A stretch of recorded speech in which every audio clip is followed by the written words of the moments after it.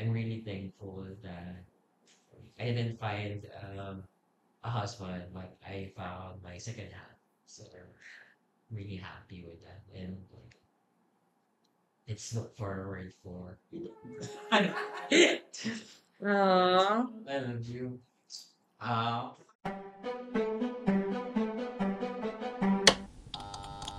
Petmara Podcast. Hi, for parents. Welcome to the episode 3, part 2 of the Petmar podcast. Where in this show, we will talk about pet tips, pet discussion, and pets' overall health. We want to promote the responsible for parenting. Therefore, we want to advocate to give our pet the best nutrition for a lifetime with our major sponsor, Petmara. For those of you who haven't watched the part 1 of this episode, make sure to click here to subscribe. Sure. Make sure to click here para mapanood mo yung maraming tawanan and very special episode. Again, I am with our newlywed couple, si Ivan and si Louie, na very sweet. Kanina pa ako, parang nilalanggam na kami dito. Lalo na saktong lamig. So yun nga, going back to the question before tayo makat kanina. So, question ko, what advice could you give to someone planning to an LGBTQ couple planning to have a fur baby for the first time? I guess yung number one suggestion it would be them to think na this is a long-term responsibility that they would have. Hindi siya parang pag ayaw mo na, I mean, similar to a relationship, pag ayaw mo na, pwede mo nang bitawan Yeah. agad because it's, sabi nila yung it's a life form. So, alam mo yun, medyo matagal-tagal na investment period to. So, think first if you're really ready for that responsibility. If not, I can maghalaman muna. Actually. Correct. I think you have to be prepared not just mentally, physically, but also Financially. Yes. Malaking factor yun eh. Kasi ayaw mo man gumastos, gagastos ka. Exactly.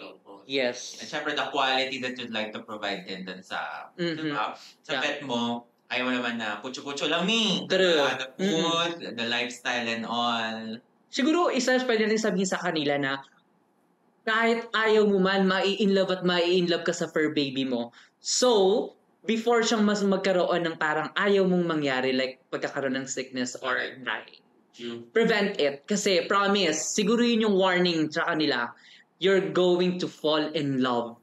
Promise, once you have a fur baby and you practice the responsible for parenting, you will fall in love to your fur baby like you're willing to die for them.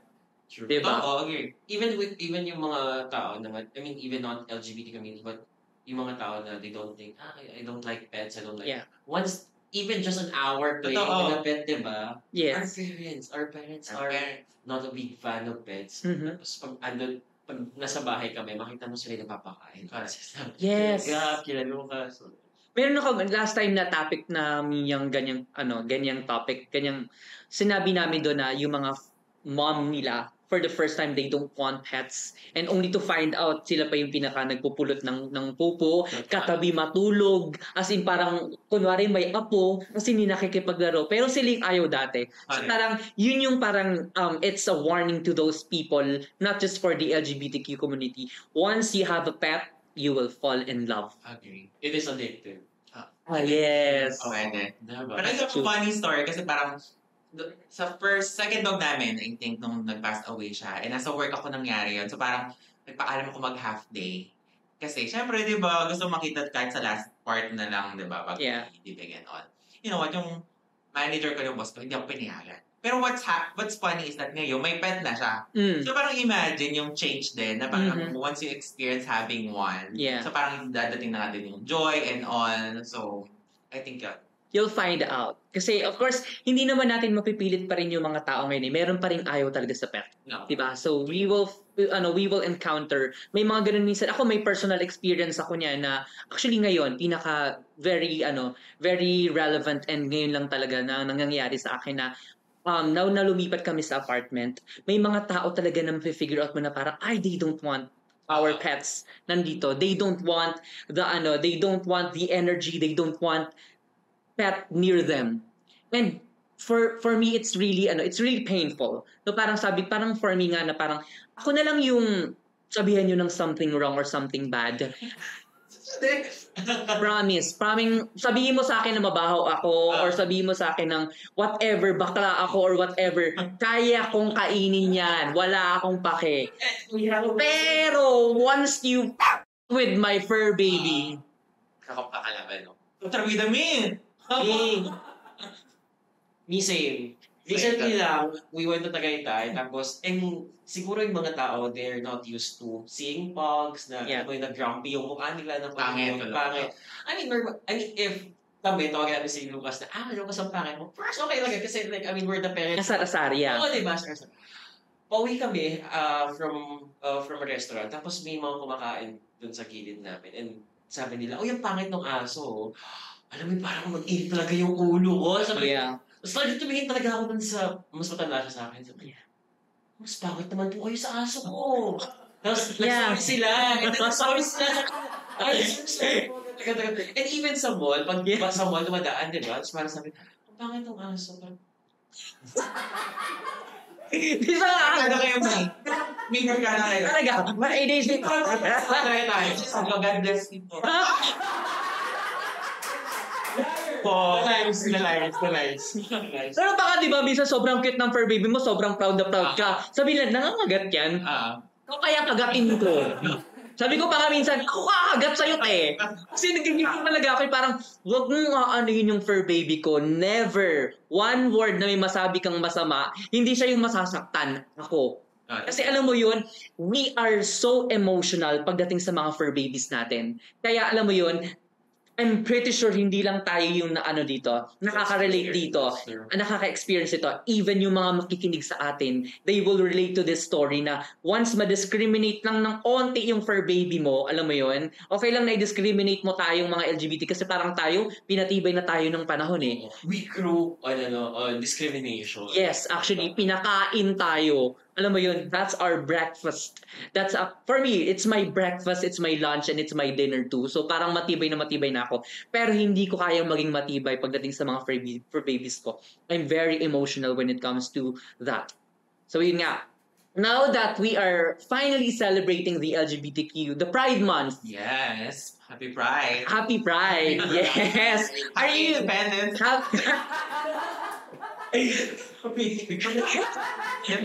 Are you going sa Pride March this June? And kung pumunta man kayo, syempre tayo mga Becky, alam mo yon. Favorite natin yung mga get up. Kaya nga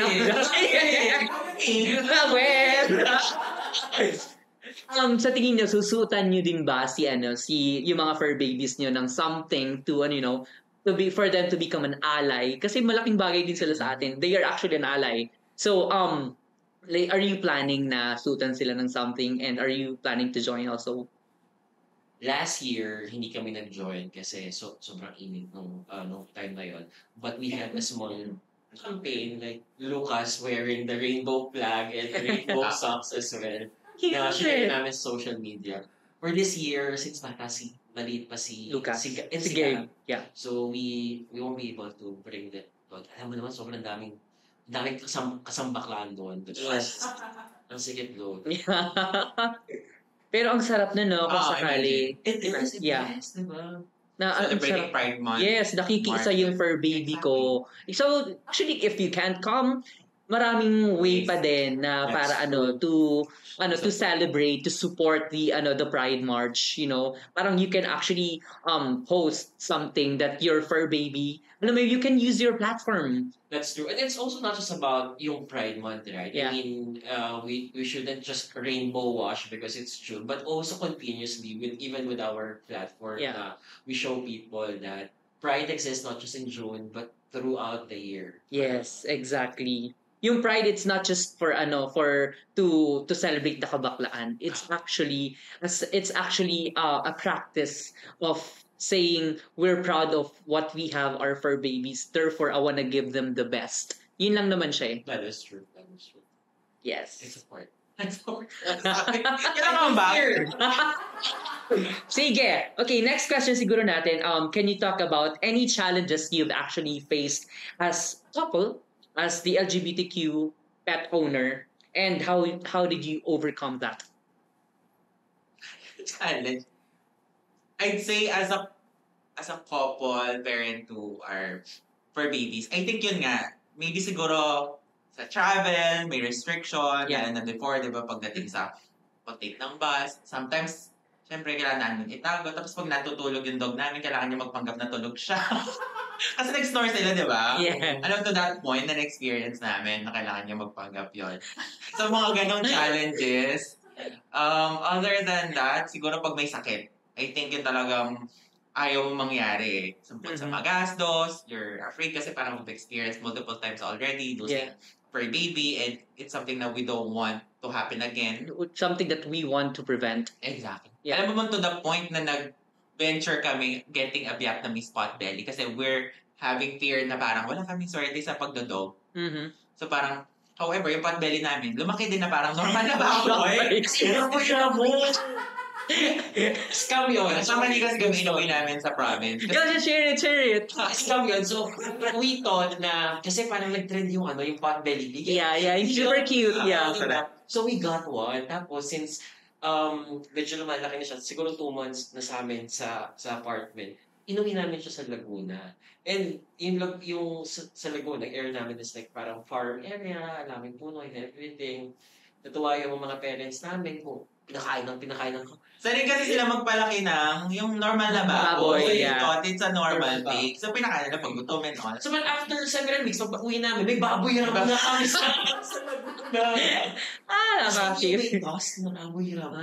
Oh. So, sabi namin, okay, hindi tayo exotic pets. Ibang pot belly. So, Mm-mm. ayun, dumating yung pandemic. So, we feel like na it's time to get one as well. Mm-hmm. So, for mental health namin, well-being, and ayun, fortunately, until now, and outside of us, and ayan, nadagdagan pa. And hopefully, may madagdag pa. So, yun.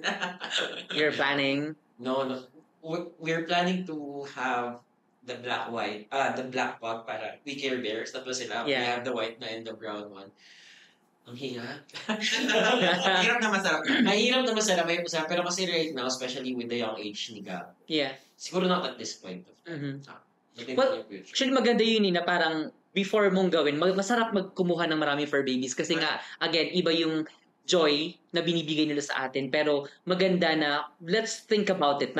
Kung kayo man ay may fur baby, kung sakaling single ka man or may couple ka, alam mo yun, maganda na sila muna. I mean, kasi magandang pagtuunan sila ng pansin eh. Na, okay, nakikita natin yung behavior nito, ano yung something we can correct. Kasi may mga, para talaga silang mga bata, alam mo yun, kailangan nila ng parenting. Correct.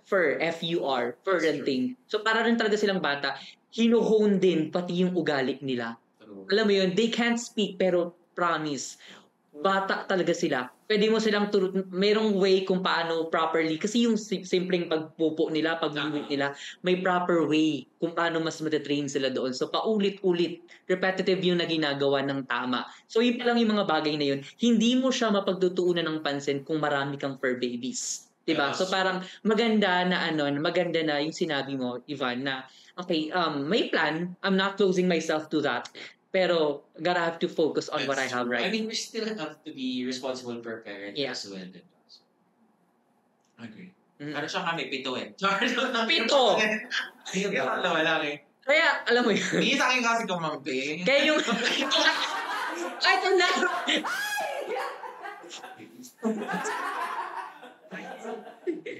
Hindi kayo na.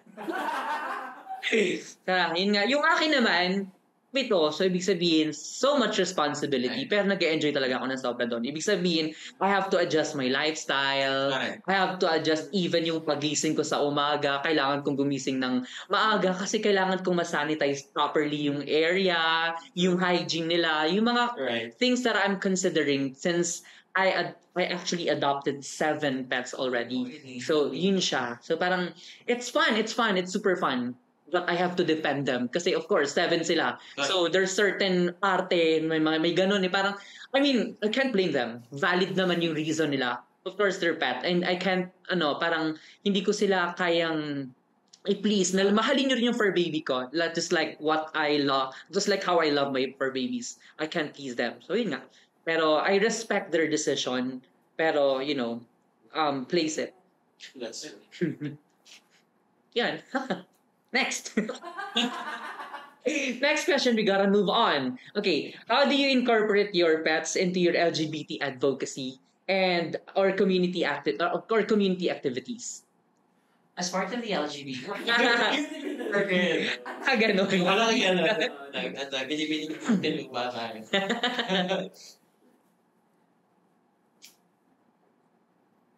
So, kasi naman, Wait lang. Oo nga. Wait lang, isip mo mag-advocacy. I think ang advocacy Hindi, baguhin natin siya. Sige, gawin natin mas chill. Ah, Sige, sabihin natin na in, of course, sa ating mga kabaklaan, ganyan. Sa tingin nyo, ano yung mga advocacy ninyo na related to fur babies na nakakaano? Na ano ko sasabihin nyo? Galit naman. Got it. No, I think as part of the community and even in the corporate world din, I'm a really big advocate of diversity and inclusion. Yeah. I'm a really big fan of having inclusivity, not just within the community, but also in a lot of facets in the environment. And also same with being a parent as well. Right now kasi people tends to get a dog with breeds with canine because they think na it's Cuter. a social branding as Yeah. well. Na parang, no, gusto ko yung may lahi. Ayoko yung may... But we have a lot of aspins that needs also care, that is also available for adoption. We should all need to spend money as well. I mean, I'm not saying na, bakit hindi kaya mag-aspin? We don't also have the environment to hold the aspin. Because aspin are really active dogs na they would really need a huge space. And we're having a small condominium in Muntinlupa. So, pang ano lang talaga siya, pang cute dogs. So, hindi ka pwede pang aspin. So, personally, I highly advocate as well to take care of our aspins. And as well as, of course, instead of buying, choose adopting. Yep. As well. And probably we also promote animal welfare. Siguro, in terms of our platforms, we want to showcase to our kapagpags, to our viewers, na parang how we take care of our fur babies, the way that people would want to treat them the best way that, we can. So I hope that we can influence our people to do the same thing. Yes. Parang, it's a responsibility, but at the same time, it's enjoying, similar to our advocacy for Pride Month, diba? Yeah. So, celebrating inclusivity, us, couple, we wanna showcase to our viewers then yung same-sex marriage na it's okay to not have fear kung i-judge ka. Even during our wedding, di ba? We posted it sa TikTok account namin and hindi naman lahat supportive about it. Yes. Di ba? Maraming nag-condemn, maraming nang-bash. Pero I think so long as kilala niyo yung isa't isa, you're happy about it, you get to learn how to disregard and focus lang dun sa mga positive comments and supporters niyo. Yes. Powerful yung dalawa. Hindi naman masyado. Grabe, ang ganda ng sinabi niyo, no? I mean, ako personally, sobrang nakaka-relate ako sa story niyo kasi I have the same advocacy din na parang instead of buying yung mga instead of buying pets, marami kasing mga shelters din like the Philippine Animal Welfare Society. Marami sila doong mga fur babies, mga aspin and puspin na handa nang ma-adopt. They're in need of care and love just as much as we give yung mga fur babies natin na may mga lahi. Alam mo yun? And very good yung sinabi mo din, T. And I love it na we gotta use our platform to kung kayo man ay isang influencer, merong mga nag-follow sa inyo and you have you're doing pet content also, you gotta use your platform to, parang hindi mo lang sabihin for the clout lang na to the point na nasasaktan na sila. Maganda na gamitin mo yun to really promote responsible for parenting. Gayahin nyo to because this is the right thing to do. Kasi once you practice that, hindi mo na lang siya gagawin for the content. Gagawin mo siya because you really love it. It's just that ni-record mo lang talaga siya. Pero this is my casual thing. Exactly. That's Powerful nyo.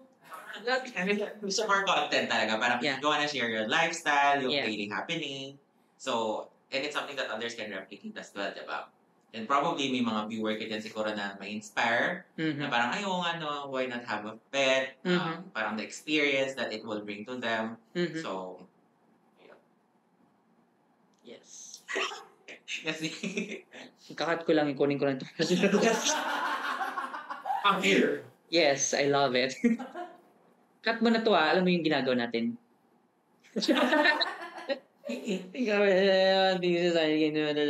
Okay. Kanina diniscuss ko yung discriminations that, of course, a lot of LGBTQ for parents have faced or yung mga na-experience sila ngayon. What do you think the society can do better? What sa tingin mo kung ano yung magagawa ng society to do better than that? Yung mga like the discrimination, like how can we change or uplift, or what message we can give them to do better next time? I think it's a normal behavior for a human being, even with us Filipino, we tend to be really judgmental with people around us, even we don't really interact with them directly. It's not requesting people to change, but it's a sense of awareness, I would say, na parang I wouldn't ask people to change their behaviors just because I wanted them to be that way. But it's also a sense of awareness for them that people with different belief from their own belief also exist. And they just need to respect that and be aware of that. I mean, if they cannot respect that, then they can just stay on their side. And I mean, don't bother to further comment or further provide their insights with. I mean, if they cannot change themselves, they cannot also change people around them. So it's just a sense of really awareness and not really pushing, similar to the celebration of Pride. It's not about us saying that, no, we want gay rights, we want LGBT rights. No, we just want people to be aware that we exist. Yes. And that we just want to have the same human rights other human has. Correct. Siguro, dagdagan mo na lang siya. Dagdagan na ngayon. Ang hirap doon balabanan. Probably, it's actually not probably, absolutely. Okay. So, anything to add lang sa sinabi niya, everything is accurate and I agree, is parang, with the end of the day, we would like to live lang na very authentic tayo. Someone na you can be you talaga outside, you don't have to tago sa closet and all. You just want to be happy. And I think it's time, diba, to everyone to be open. It's just about the openness, diba? Embracing the change, diba? So, tanggalin na natin yung mga panahon pa ng mga lolo't lola natin. Yes. Kasi kung technology changes, even we should adopt. We should adopt, right? And I think yung respect papasok doon, diba? And so I think let's be happy. Life is too short, diba? Para din sa mga bashing, negativity. So I think let's promote yung culture of inclusivity, respect, diba? And just be happy. Yeah, let's just be happy to someone being happy. Yun lang siya. True. Correct. True. Parang walang time para maging negative. Oo, I mean, tama yung sinabi mo, life is too short. I mean, huwag mo nang problemahin kung anong problema ko. Exactly. Tapos parang, let's just promote each other's, let's just, by this time around, 2024, na yung sinabi ng kalulolo-lokan pa, na kapag sinabing bakla, kasalanan, salot, ganyan. Correct. Totoo. Madaling dagat ng apoy. As you experience, magbin to dagat ng apoy, I'm just really curious. Yes. Yan ba sinabi ng lolo? Oo, sabi ng lolo ko before. No, alam mo, napaka-sensitive ng topic talaga na yan, no? Na yung the fact that we are celebrating love, ang sama-sama sa kanila. I mean, totoo. It is. Na parang it's disrespecting. Yeah. Parang it's not normal. Kasi yung mga comments na nakita ko talaga. Says who? Exactly. I mean, kasalanang magmahal. That is true. Parang to be, to show your love, diba? Parang affection to the person you love. But also, on a different side of that story, it's also really nice to see nowadays, especially with a huge amount of Gen Z in social media and even in the corporate world, na the environment tends to be a bit different. Kasi before we tend to hide ourselves, right? Yeah. Parang, hindi ako pwede maging bakla today. I mean, office ako today, hindi ako pwede maging bakla, or like parang, hindi pwede makita malambot. And you can see young gay couple, young lesbian couples in the malls, in the market. And I think the sacrifice with the ano tayo, age ko. Guys, that most of the LGBT community has done in the Yes. previous years with our Lola experience and Yes. Lola experience has come into a good development. Yes. A lot of young people right now can enjoy love Yes. and can be their true selves. True self. Yeah. Diba?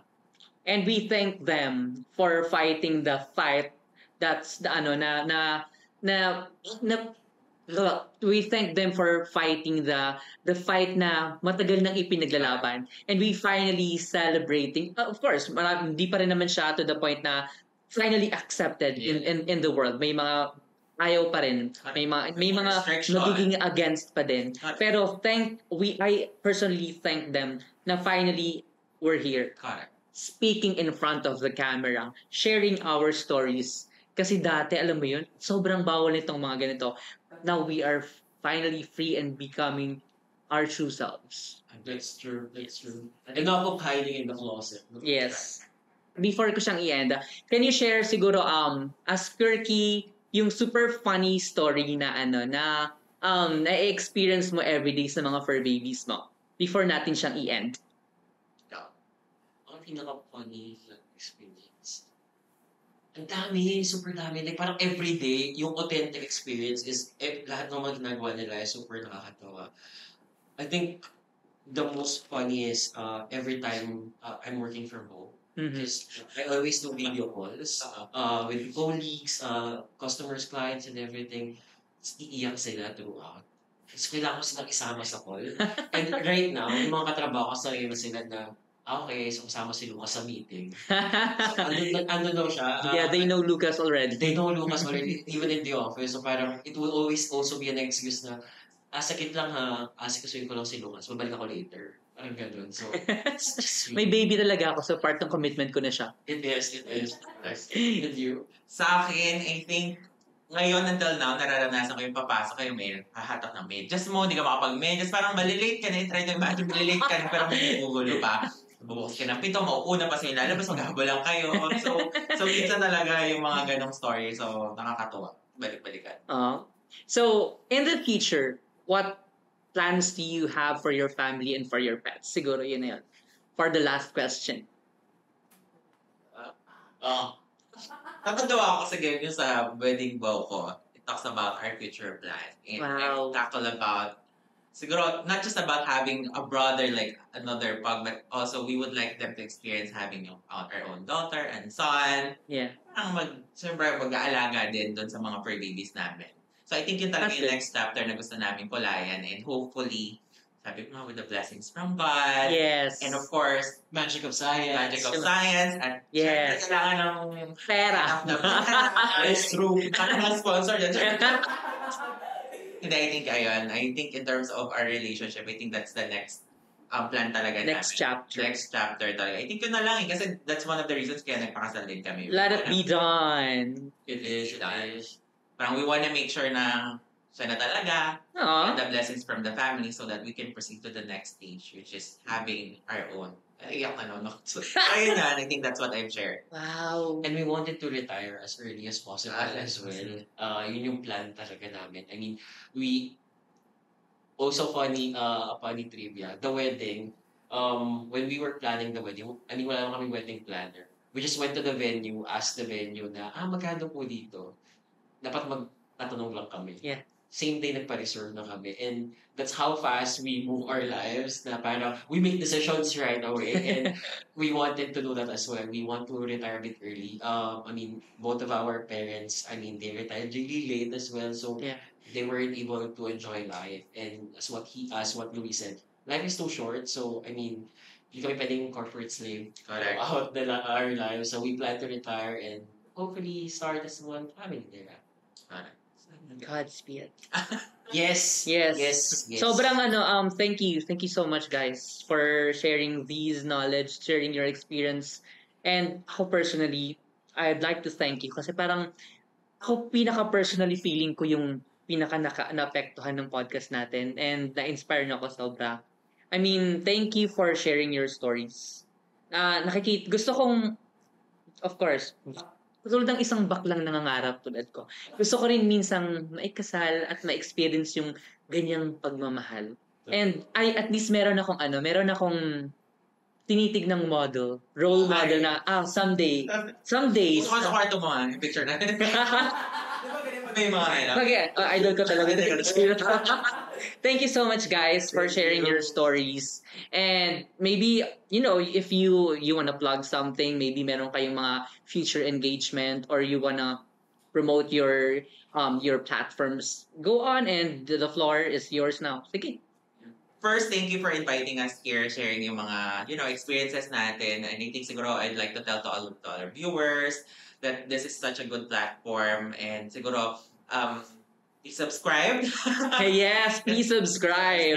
Yes, this video, malaking tulong para sa kanila. Exactly. Kung ikaw, you're looking for someone or probably a platform. Community na makaka-relate ka, hindi ka ma-open sa family mo. I think this is a good way for you to connect kahit virtually, di ba? Yes. And, ayun lang, siguro do not have fear. Just be yourself. I think sometimes as human, parang we're afraid to be judged. So I think basta masaya ka, and probably you get the support, you have the people na love you talaga. I think everything follows. Parang ganon. Just be true to yourself. That is true. Let's just end this. I know now why you guys loved each other. Ano? Ay. Hindi, no? Ikaw? Ako? Wala akong something. Gets ko na rin kung bakit ka in love talaga kay Louie. Ano? Do I have to mention? You guys message to each other and Hello! sige. I mean, of course, lagi naman kayo nag-uusap, pero maybe you guys have something to share to each other. Wala na. Oh my God. Emotion na lang. Sabi rin daw, podcast daw. Ang dami pero events. Siguro I think nandito na tayo sa stage na parang we're not really beginning, pero I think we're entering the next chapter na talaga. We have to really be matured and focus siguro about our goals for us to claim it and achieve it. So I want to thank you in advance for your support, for always being there, taking care of our fur babies, taking care of me, making every day special. So sana wala magbago. O may magbago man for good, and ayun. I'm happy na ito yung binigay sa akin, and thank you so much. I love you. Wala ko sabi mo lang naman na. Tinaka ng 2 sentences dapat sa akin eh.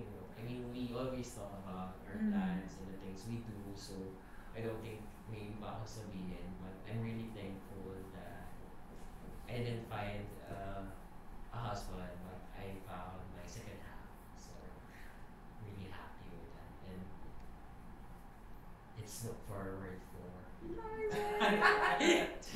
Aww. I love you. Oh my gosh! Thank you guys for blessing us with so much love and compassion. And thank you, really, really thank you for your wonderful story. I love you both. Thank you. Happy Pride! Happy Pride, everyone! If you enjoyed this video and you want to see more, don't forget to give this a thumbs up, subscribe and follow to our channel for more great contents. Are you looking for a community to share your concerns, story suggestions for our future episodes? Come and join our Facebook community page at Petmar Family, and don't forget to follow us on our socials at Petmar. Get ready for our new and exciting episodes for parents. I'll see you on the next one. Bye-bye! Bye!